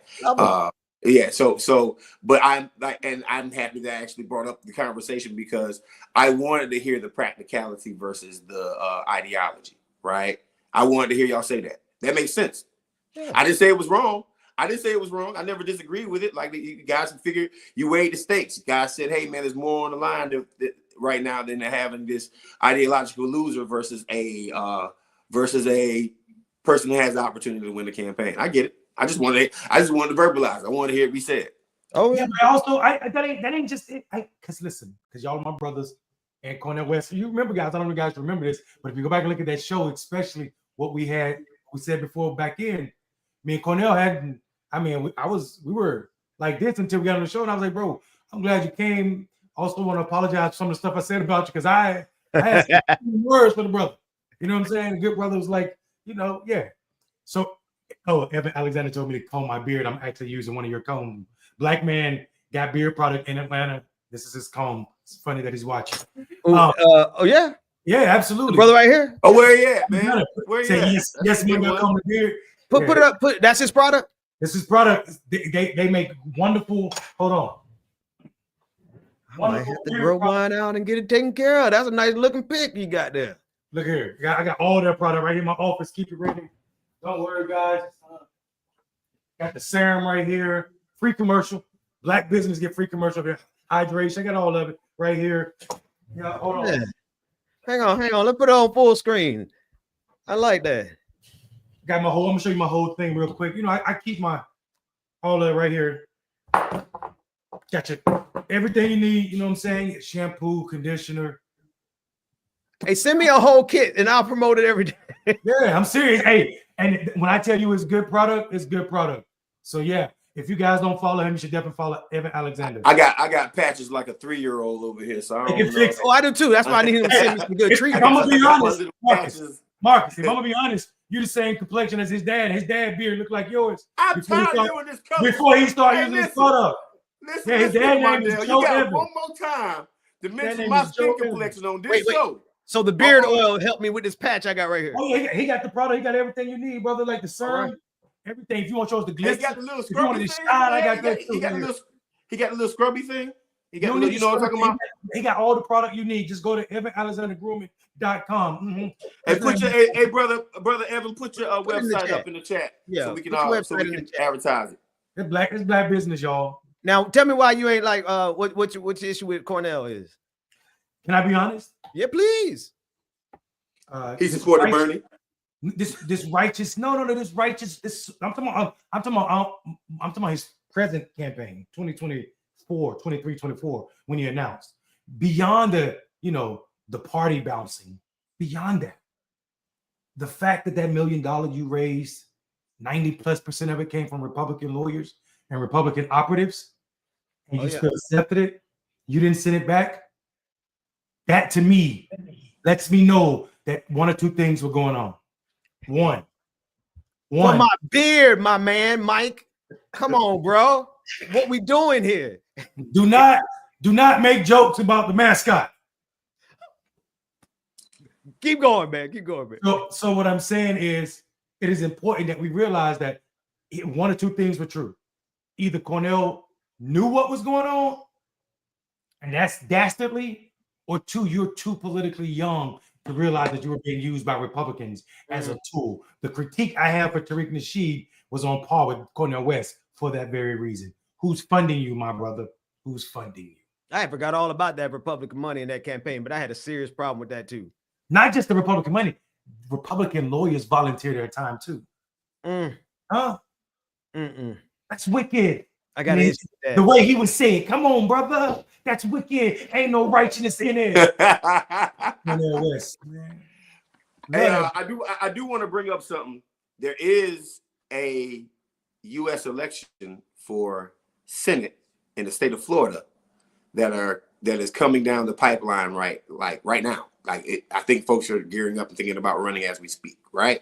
Senator Marco Rubio has just been announced as the United Nations, ambassador to the United Nations or something like that? What is he? Secretary of State. Secretary of State. I'm sorry. And number 4 in the line of command, right? And I mean, he's an evil genius. And his policies, like, you can say whatever you want to about him, his policies has wrecked that state when it comes down to progressive values, when it comes down to black people in the state, when it comes down to voting in the state. He's just done he's been on every level and managed to mess up everything on every level, right? And there is a unique opportunity for the state of Florida, which I believe is a state that actually could elect a Democrat, right? The state of Florida can elect a Democrat if, well, first off, there has to be a couple things that has to happen, in my opinion. Dear Cubans in Miami, get your shit together. Like, I don't know what Let makes them y'all stay think confused. That's the white people in Miami, Mark. Did you know that? Yeah, I know, but come on, man, right? I-4 corridor with all the Puerto Rican black folks, right? Like, there's a good opportunity if somebody down there is smart enough. Angie Nixon, if somebody down there is smart enough Dwight to Dwight Bullard go down there and actually organize I-4, the black areas of North Miami, Central Miami, Jacksonville, which Jacksonville is probably the ruby of Democratic politics in the South, and nobody really wants to ever give them props. But Jacksonville defeats Republicans at a high rate when they get their act right. In Tallahassee, of course, and Orlando and Tampa, right? But I think everyone needs to look into this. Right there, you go, Surf Times. I think everyone needs to look into this race. I wouldn't even be harmed if Brother Guillaume decides to get in it. I wouldn't be mad at that. He just needs to go ahead and embrace whatever the hell happened the last time. Hell, even write a hit piece on himself to go ahead and get it out of the way. You just get it out of the way. Like, yeah, you can't use this. Eminem that thing. Like, and I think that there's a couple of other folks, but watch out for that race. It's a hot race. Yeah, I think so. But the thing about it is, there are going to be some races in coming up before, because that special election is going to be in 2026, which means we're going to have 2 extra opportunities to pick up Senate seats. One, because the Ohio seat is vacant, and then also the Florida vacant. I already named it: Mississippi, Arkansas, Alabama, Florida. All of them should be in play in 2026. We should, and Texas as well. We should be on the move right now to see how we pick up those seats, and it's possible. It's literally possible if we activate people. Donald Trump is going to give us 2 years of ammunition. We don't need to wait. We need to be talking about the anti-blackness of Donald Trump administration right now to black people in Mississippi, in Florida, right now. We don't need to wait because it's already happening. I think the problem is our strategy. When I say our, I'm talking Democrat strategy, has been to capitulate to whiteness, to try to pick off a few conservative white voters at the expense of black and brown voters.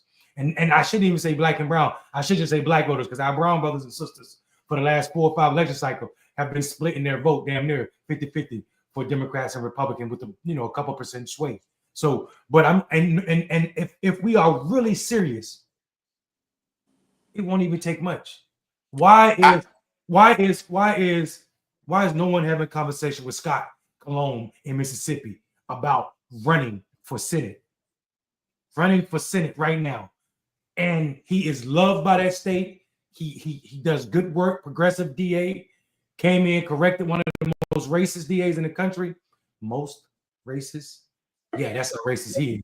He both of them. And then no one is prepping him on what it means to start having these conversations about how we activate black and brown people who came out for the first time, not for Barack Obama in Mississippi, but for him. People voted for him, not Barack Obama, right? Why are we not talking to him about how do we bring that coalition statewide when you only need about 12 to 14% of the white voters if you maximize all the white voters black voters in that state? Mississippi. That goes back to one of our main criticisms tonight. The structure of the Democratic Party does not, especially the consulting class, will not run a campaign that focuses on black people and black men and put money in black resources and black consultants to actually make that happen. See, you know, and Marcus know, and there's a whole body of black consultants who know exactly how to get it done. But that's exactly what this establishment works against. If I may, Alabama, Georgia, and Mississippi should be easy Democratic wins. South Carolina too. South Carolina more so, really. I'm sorry, Right. I didn't even put South Carolina in there. Black as hell, South Carolina. Yeah, like we're talking about places that are black as hell. But you also have to story time. When these campaigns, like Mondale just identified what these money people do, money organizations. Here, let me explain it to America, and also one of the reasons why I get on Democrats so hard. Mondale, you're probably going to agree with this one. When these campaigns get together and these big organizations get together, they get all this money. They have a big old bucket of money. They say to themselves, what are we targeting? Right? So they'll say, you know what? We're going to pick one state in the South. That's our state. And typically that state is Georgia, right? Even though if they take the same amount of money and then keep their consultants and their friends in DC and actually just send the money to the state, just send the money down to Alabama, send the money down to Georgia, send the money down to Mississippi without trying to control the narrative. Now, here's where the problem goes. There's a fundamental problem with Field and these people, right? Understand it again. Field is a lot more than just knocking on doors. Field is having somebody show up at a church. Field is having somebody going to a barbershop, like going to a barbershop without a camera there. Field is standing in front of the Dollar General, right? Like and just talking to people, right? That's what Field is, right? They have a fundamental problem with Field, but they want to put a lot of the money on television. Why do they want to put money on television? They want to put money on television and put black people's faces on a television commercial, and then then hire a very expensive polling firm to tell them what they think they need to be saying on this commercial. Why do they do that? Because that money doesn't leave DC. When you put television commercials up in southern states, you can throw that commercial up and not even leave your apartment. That's right. In DC, right? So when we have states like Mississippi, where like Mississippi should have been blue a while ago. When Fannie Lou realize that. When Fannie Lou went, it should have been blue. Yeah, like Mississippi should have been. But here's the thing, everybody who's watching: when you think about Mississippi, do you think about Democrats or do you think about Republicans? Think about Republicans. You think about backwoods. You think about white. Was that a banjo? That's what you think about. I think you need to tune that thing, though, boy.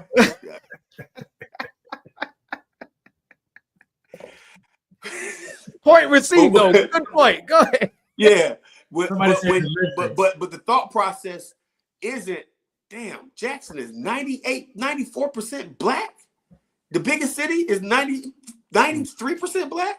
Batesville, Mississippi, and South Panola County has somewhere around 100,000 black voters just in that area, right? When you start thinking about these places, when you think about, Birmingham is a black town. When you think about Mobile is a black town. When you think about these cities that are black places in the South, why haven't these major metropolitan areas played a role in flipping these states blue? It's because the Democratic Party. Sorry, not Republican. Yeah, I think it's the lack of communication and connection with the demographic that is the heat of the party. So what happened is, we're obligated to announce that the last Democrat to win a southern state before Joe Biden was Bill Clinton, and Bill Clinton actually employed the Southern strategy, which is a racist strategy created in our political time, right? But then after that, we saw Democratic strategists create horrible. When I think about Mississippi, I think about big black butts and big black lips. TV with Tiffany is wilding tonight, ain't she? What is that up there? Anyway, go ahead, Doc. What you saying? I was not talking about big black butts and big black lips. So anyway, Mark is the only one to get to talk about that on this show. Go ahead. Yeah, we married men. So I'm single. Big black butts. Big old. What, bruh? My man, Marcus. I'm single. Marcus. Biggie had this line, right? I don't know if you remember it, but I'm gonna quote it for you. Never get high on your own supplies. Hey, watch out, man. Go ahead. Watch out. Just let you Watch know. out. On edibles. Only edibles, and never on clickbaity days. Okay. Yeah, okay. Shoot, man, I didn't give you my address, man. Anyway, go ahead. So what I'm saying is, the problem is Marcus is right. The consultant class that become general contractors are mostly media, or they come from the media world, and they want to make sure they get that kickback. And I think that the fact that GCs are not from the field game, if we ran a political cycle like midterms where all of the campaign managers and the general contractors had to be from field, you would see a different turnout for the Democrat, a different model. But first of all, the amount of resources that would stay in community would be completely different if they didn't hire the same old consultant class, like the Quentin Folks and those people. Yes. The Khalid, those people. And those are black men. I'm not afraid to tell the truth. Those guys do so much harm to who and how we show up in the world that, one election cycle used to be enough to fix it. But right now, what we're about to watch is something so much more. Mondale, can I say something just on that same point? It's interesting that the first time I ran a statewide budget for a program was in a white-owned state over a southern state. So like I ran a PAC in Nebraska that got the money, right? Right. It was for Dan Osborne, great candidate, right? We shortened the margin from R+16 to like R+3, right? We did a really good job on that campaign for an independent at that, right? And I think to myself, when you come to Georgia or Alabama or somewhere else, why is it always someone who doesn't look like the constituency getting the money to tell us what to do with the money? Every time. Because I'm asking you that because why you think this? I don't know if people, if it breezed over people's head when you said something because you weren't, maybe you weren't explicit or you didn't say it slow enough for them. But I know those days when you said if you work for certain candidates, you won't get hired again or you're not going to get the budget. The Democratic Party actually had that list. If you were a consultant and you ran against one of their incumbents, they will make sure that you were not going to get. Okay, I was on that list. I was on that list. So when they said that, they meant that. So I think people forget how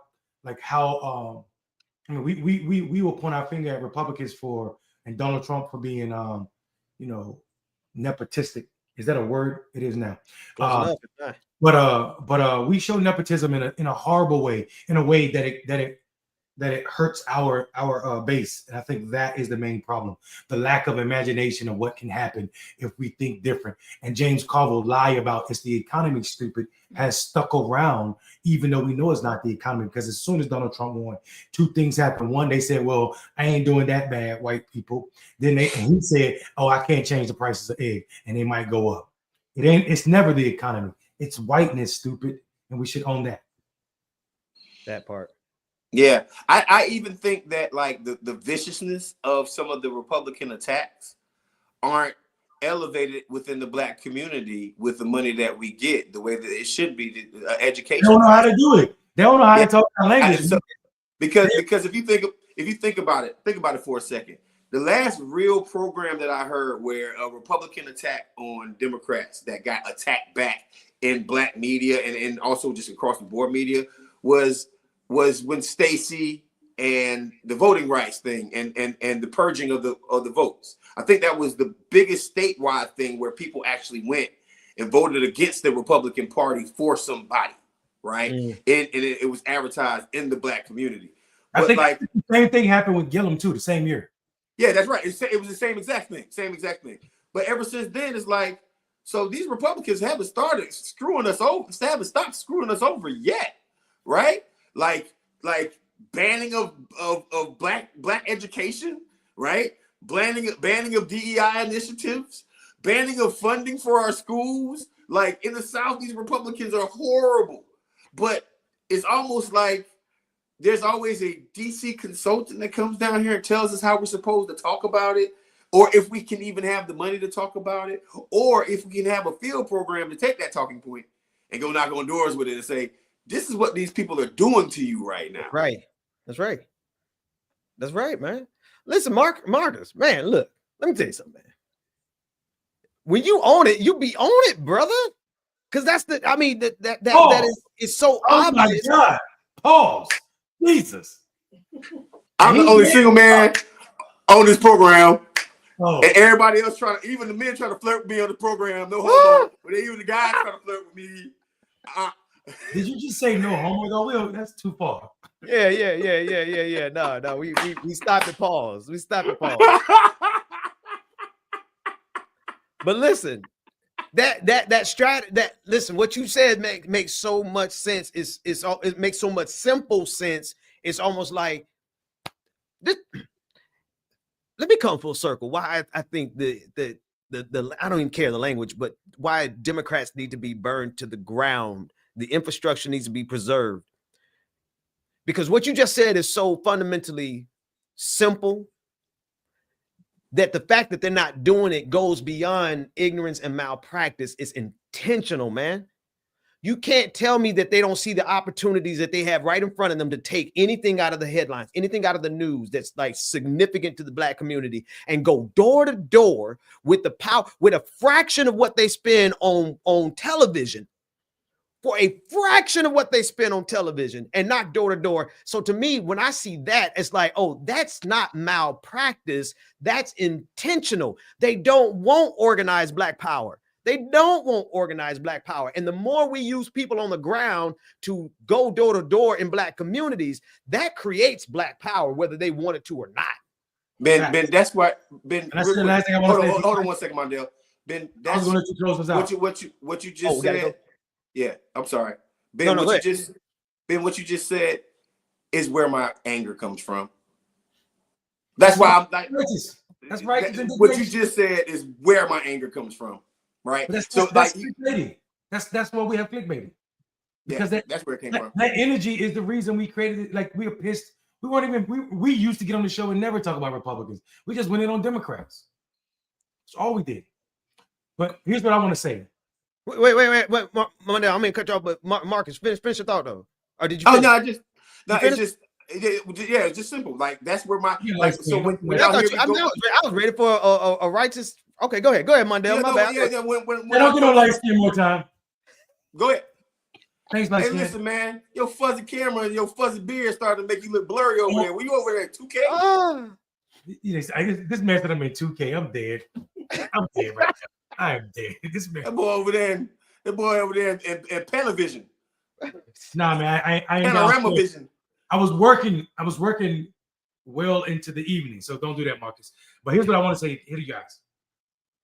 The beauty of whiteness. It's the same beauty of a broke clock. It's right at least twice a day. Vivek Ramaswamy is thrown out on his head. Here's what we got to do, though. We have to politically eliminate this man. Mm-hmm. He tried to get the governor to give him the Senate. Mm-hmm. The governor looked him over. So now he's going to run for governor. Mm-hmm. We need to affect the party. We need to make sure that Vivek Ramaswamy becomes a Republican nominee so that we can get a Democratic Ohio governor. That's what we need to do. Let me ask you. You think that's you? 2026 election. Here's what's going to happen. Historically, and not just ancient history, just Donald Trump history. There's going to be a loss of red seats after the wazoo. We already see the best. We already see the place. This is a wonderful opportunity for us to pick up spaces where we ain't played. That's why I said Florida, Texas, and people might not know this. Texas is the only majority state in the country already. Not in the future. Right now, Texas got more minorities as the majority race than any other race, and we don't capitalize on that. I can name 17 counties, 33 counties actually, if we go always down in East Texas. From the top, I'm talking east of Dallas and Houston, East Texas, all the way down to Port Arthur, where Black men ain't never had nobody knock on their door ever. And we don't got to win out there. We just got to lose better if we're talking about statewide seats. And I don't think people understand that. So we just need to Vivek is he could be our GOAT. Mondale, you just said something beautiful, boy. We just need to lose better. Like, Yeah. hey, hold on. Let's go into that. I know we've been on it for a while, but let's go into that. We need to lose better. Because you know what happens when you lose better? You got a chance to win. I know that sounds crazy, but Next like go the round. closer you can. Yeah, like, but here's the thing. If you are even talking about losing better, you got a shot of winning. Yeah, because here's how you lose better. You win big in your counties. You win better in your counties, but then you lose red counties by less voters, by maximizing all the voters that would be your voters. That's what I mean by losing better. So if we lose better in red parts of the state, then statewide elections become realistic. I'll be honest with you. It's almost like we don't. I know we appreciate the show. I know the audience appreciate the show, but it's I think sometimes we just need to get on a call and just like start making all this happen, right? Because let's be real, and y'all in these circles more than me. Who's out there planning like that? We are. No. Besides us, who's out? And I'm saying us because the rest of them planning for their bags. Yeah. Yeah. Like right now, I'm gonna tell you something that I'm personally doing. I'm looking at the Georgia PSC elections right now and who can run down here. Are you gonna have them? Yeah. Oh, hold on. Well, so Jesus Christ. If I run for a seat myself, like the PSC.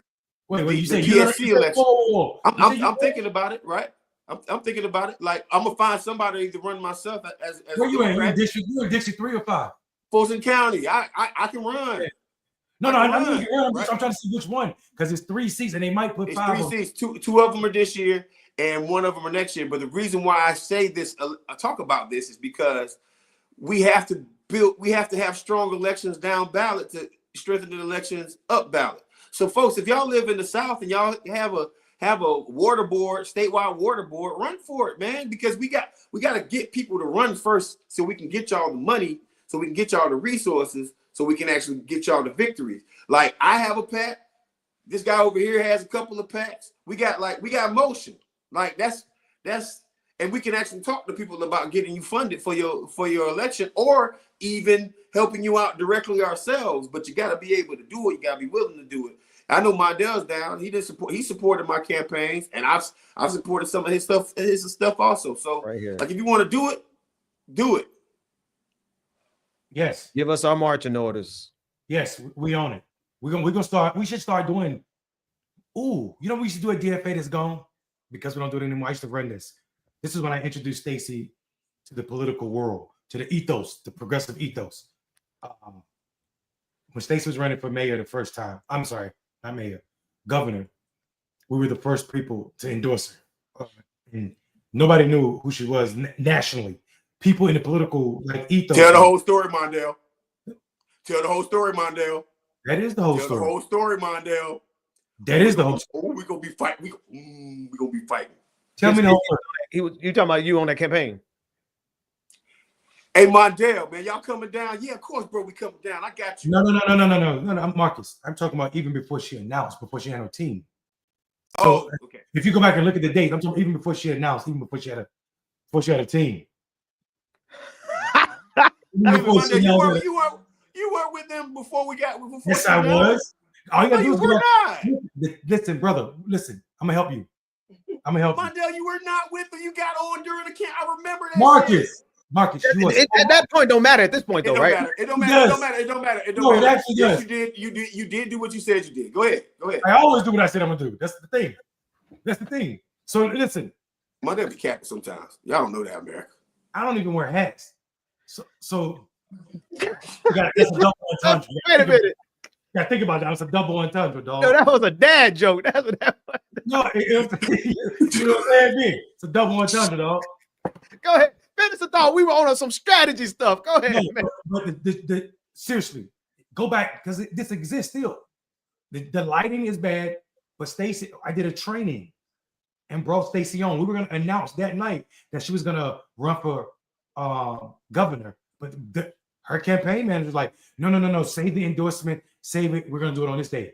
Go back and look at just look at the date of the video and you'll see it. Yeah, we did a banging training. We had a bunch of white people from Vermont and all over on the training.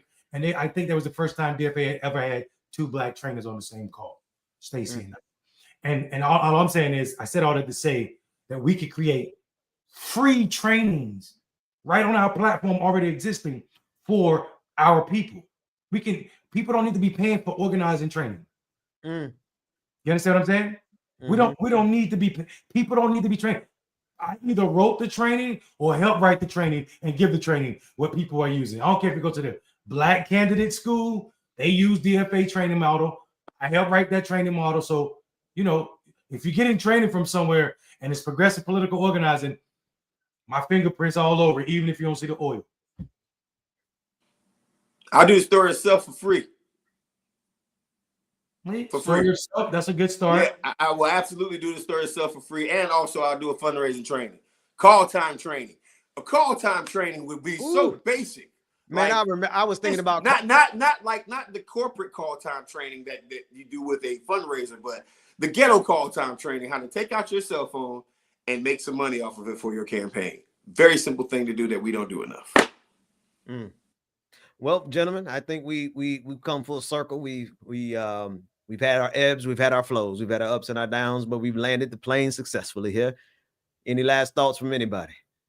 Y'all just be prepared. We're gonna start raising money for these Airbnbs and political campaign housing. We about to scare the Democratic Party. Boo.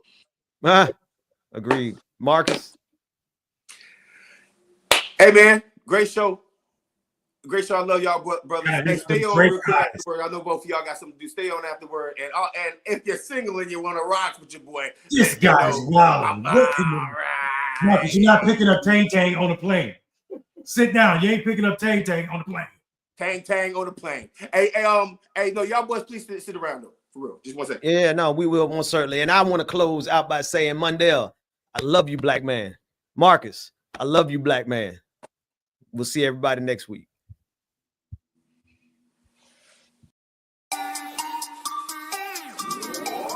Trap Squad.